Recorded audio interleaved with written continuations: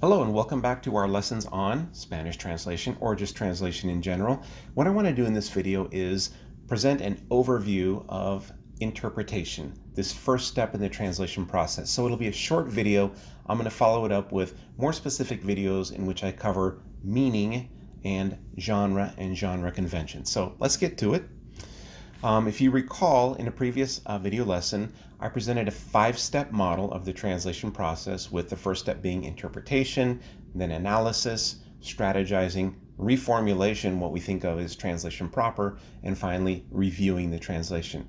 Clearly, interpretation is the first step, and it's nothing more than determining, carefully reading, and determining the meaning of the source text. In other words, answering the question, what does the source text mean? In terms of where it might fit on a model, you'll recall that I presented this model in an earlier lesson, Mildred Larson's Meaning Center model. And meaning-centered model, what I like about this model is it's very clear, easy to interpret, easy to understand.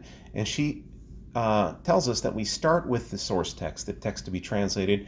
First, we discover the meaning, and that's what I'm calling the interpretation step. We carefully read the source text, we determine its meaning, we try to answer the question, what is this text saying? What does it mean? Once we have that meaning identified, we can begin to reformulate or re-express that meaning in the appropriate target language structures and create that target text. All right, moving on to just cover maybe the first 2 or 3 bullet points on this slide, and then I'll come back in the next video on meaning. Meaning and equivalence are keys to the whole translation process. We have to know what the source text is saying, and then what we're trying to attain is equivalence or correspondence in the target text.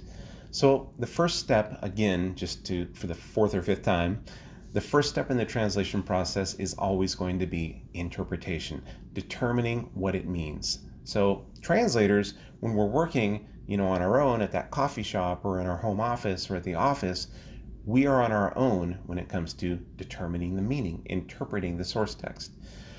To a certain extent, I also wanted to point out that this first step of interpretation also involves the second step more or less simultaneously, because as we're reading the source text carefully, trying to determine what it means, our minds are performing an analysis. They're looking at the little components and elements, right? Whether those are contextual, cultural, linguistic, textual, right?